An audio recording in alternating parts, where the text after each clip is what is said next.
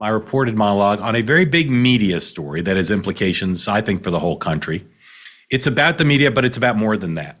It's a story in some ways about two people.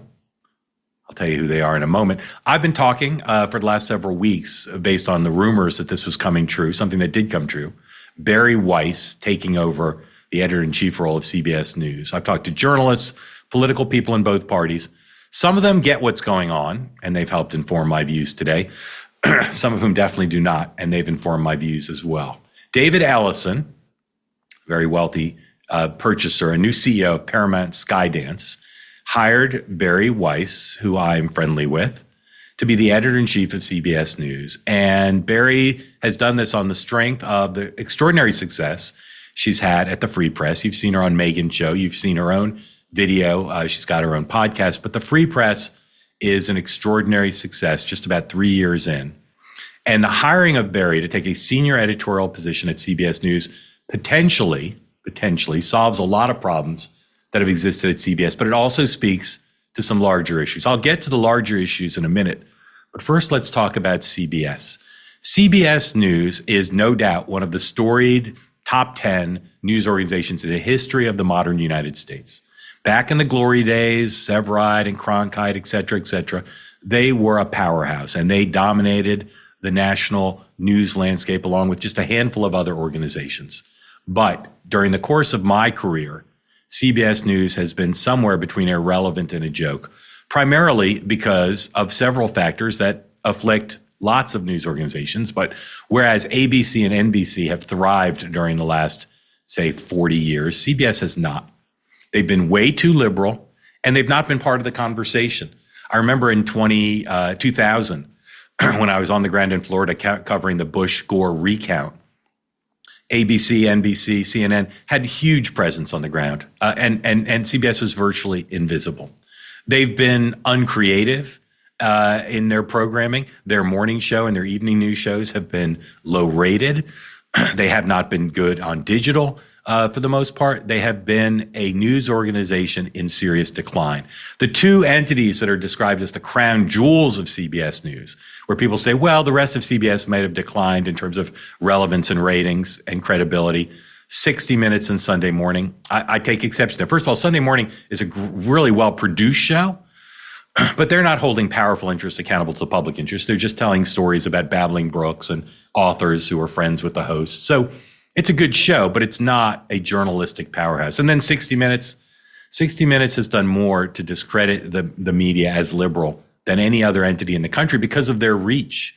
And while, again, it's a well-produced show, it's got good ratings, it is not a program that has brought credit to the reputation of CBS News as a fair place when it comes to political coverage or coverage of corporations or other areas. So CBS News is in bad shape, and it was purchased by someone in Ellison who wants to have a strong news division. He wants CBS News to thrive, and he's not an idiot.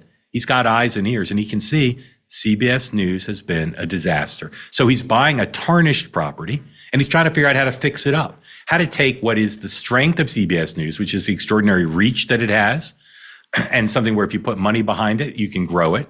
And he's brought in Bari Weiss.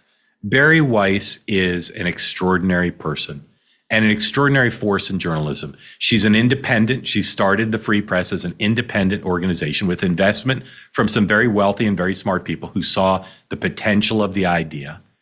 But she also understands legacy media. And I'm not going to compare myself to Bari because Bari is legend. But I understand where Barry's coming from, in part because I now have gone to independent media, but I also understand legacy media. I was in legacy media longer than Bari, but Bari at the Wall Street Journal, at the New York Times, is a student of media, really understands the weaknesses of legacy media that she'll confront at CBS News when she starts this job next week. But she also understands the strengths. Legacy media still has some strengths, which I'll talk about. Now, why did Bari leave the legacy media? Why did she leave the New York Times? They treated her horribly. And not only did they treat her horribly with a woke mob criticizing her on internal Slack channels and threatening her, but then they didn't cover the story, and they still aren't covering the story correctly. They're still whitewashing the circumstances under which Bari left the Times. She left the Times because a woke mob chased her out. And rather than leave journalism, or rather than be traumatized by it to the point of inaction, she built the Free Press. In 3 short years, she built an organization that is a real deal. And part of the deal with CBS, not only are they getting Bari to be the editor-in-chief, they're purchasing the Free Press. So now the Free Press will have access to all sorts of things as it has a partnership with CBS. How did Bari do it? First of all, she's brave. She demonstrated that by standing up to the bullies at the New York Times and writing a scathing departure letter. But she's also was brave to say, I'm going to start my own thing. She's tough. She's not afraid to take things on, tough enough to go pitch Silicon Valley millionaires and billionaires and get the funding to start this. She's creative. She thinks anew. What the Free Press has done is innovative, but also goes back to basics, right? They're text first. They write really provocative, interesting stories in text, old-fashioned, but it works, and she's done it in a creative way. And she's talent first, and that's been my philosophy throughout my career. Bari has hired great people. She's hired young people, old people, liberals, conservatives, people with a lot of traditional experience, people with no traditional experience. She has an eye for talent, and boy, does CBS News need that. And she cares about facts. Bari is an old-fashioned journalist. Finally, a business model. Think of that. If you're going into legacy, leaving legacy media, where there is no clear business model, and you're going into new media, some people make the mistake of saying, well, it's independent. Do I need a business model? Nah, you do. Bari found a business model at the Free Press. She gave the access away to people who couldn't afford it, but she's built up a huge network of paid subscribers who pay for her content in a way that has made it hugely profitable. Some people say it makes $20 million a year, pretty good for a startup. Now, the people on the left are howling, the guardians of the status quo at CBS and elsewhere, saying Bari is a threat to CBS. So Bari, again, who's no dummy, wrote a note to her new colleagues, and she laid out her 10 principles that Bari says are vital for a good news organization and vital to her and her sensibility. So I want to read to you Bari's very elegantly written, very brief rules. Number 1, journalism that reports on the world as it actually is. Hard to disagree with that or any of these. Journalism that is fair, fearless, and factual. Journalism that respects our audience enough to tell the truth plainly wherever it leads. Journalism that makes sense of a noisy, confusing world. Journalism that explains things clearly without pretension or jargon. Journalism that holds both American political parties to equal scrutiny. Journalism that embraces a wide spectrum of views and voices so that the audience can contend with the best arguments on all sides of the debate. Journalism that rushes towards the most interesting and important stories, regardless of their unpopularity. Journalism that uses all of the tools of the digital era. Journalism that understands that the best way to serve America is to endeavor to present the public with the facts first and foremost. Anyone who knows Bari Weiss's career and has looked at it seriously will not be surprised by those 10 rules, or how sensible they are, or how needed those exact rules are, not just by CBS News, but by pretty much everybody in the legacy media. So rather than say, hey, we've got a decades-long record of failure here at CBS, our new boss seems to have a direction to try to make the news division relevant and popular and successful. Rather than welcome that, how has Bari been received so far? This has been rumored for a while, so these sensibilities are not new. But in the wake of the formal announcement, here's what some people said. This is from The Independent, a quote from a CBS News staffer. CBS is not a good place right now. People are literally freaking out. People are using words like depressing and doomsday. It feels like some sort of doomsday. Okay, that's what they're saying to the people at The Independent. Doomsday. You know what doomsday is? Doomsday is what CBS News has been in the past. Bari Weiss coming in, rather than freaking out, they should be celebrating. All right, here's another reaction. This is from a guy named Walker Bragman. Not really sure who he is, some independent journalist. Everyone at CBS News should quit in protest. This is travesty. Bari Weiss is a misinformation peddling right-wing operative. She's totally unqualified for this job. Again, totally unqualified for the job. The people have run CBS News into the ground for several decades. Everyone should quit in protest. I think Bari would probably welcome anyone who would quit over the arrival of Bari Weiss. Probably will save her the trouble of having to fire them. And the notion that Bari is a misinformation peddling right-wing operative. I don't agree with everything in the Free Press. If I did, it would be boring to read. Right-wing operative, no. Bari's for common sense. Bari is not a right-wing operative, and you can, on any given day, go to the Free Press website and read lots of things that people on the right will not like. That is Bari.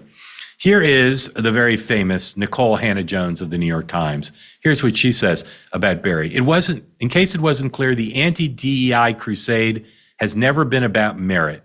Zero news experience, never been a reporter. Elevated to editor-in-chief of CBS News, one of the most storied institutions in the nation. Well, I don't know how long the statute of limitations is on storied, but again, this comes at a time when CBS needs help. Bari, zero news experience. No, actually, Bari has lots of news experience, and the proof is in the pudding. Bari has built, in 3 years, a very successful news organization that breaks the mold, changes the terms of the debate, and changes the game. Finally, what would be a chronicle of the failure of the left to understand what time it is without the inclusion of the estimable Keith Olbermann? Here's his tweet.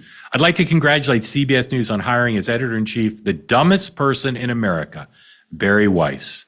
Dumbest person in America. Again, if I were inclined to be critical of Bari, and I'm not, I'm quite fond of her, dumb would not be the word I would use. And Keith Olbermann, who's made a career out of calling people the worst and the stupidest, Keith Olbermann is not as smart as Bari Weiss. I'll leave it at that. Finally, Keith Olbermann says to folks, you should sell all the station's equipment and furniture. There is no recovery from this. Murrow, Cronkite, and even Katie Couric would now deny they ever worked there. There is no recovery from this. Again, the irony of all these criticisms is so rich. No recovery from what? No recovery from the august position that CBS News finds itself in. I have friends at CBS, and I don't want to say there's no one there of value. I respect the legacy and as a commercial enterprise of 60 Minutes, Sunday morning, super well-produced show. I'm not saying all their other shows are worthless. What I'm saying is they have been liberal, they have been legacy media, and they have been losing. And the people at CBS who want to keep losing should say, horrible that we're bringing in someone new. Horrible that we're bringing in someone with a record of success. Horrible we're bringing in someone whose 10 points of how journalism should work are a model for anybody, whether legacy or new media. This reaction is hilarious to me, and it's also dangerous. I want to tell you all about the Vapor Technology Association. It's an organization started nearly a decade ago to protect the rights of Americans who choose alternatives to smoking and the small businesses who have made a living using this technology. They support science-based policies and the rights of adults to make healthier choices. Did you know that many family-owned vape shops and manufacturers across the country are now under attack thanks to what are outdated Biden-era regulations that threaten to wipe out an entire industry? The Vapor Technology Association, also known as VTA, says businesses are being destroyed and people are losing their jobs. But the VTA says President Trump has a clear opportunity now to change this and to protect Americans' right to make their own choices and to defend small businesses and restore a fair and free marketplace. Head over right now to vaportechnology.org to learn more about that organization and why they are leading the charge to support American innovation. And if their mission appeals to you, consider becoming a member when you get to the site. Again, that's vaportechnology.org. And when you get there, tell them you heard about all this on Next Up.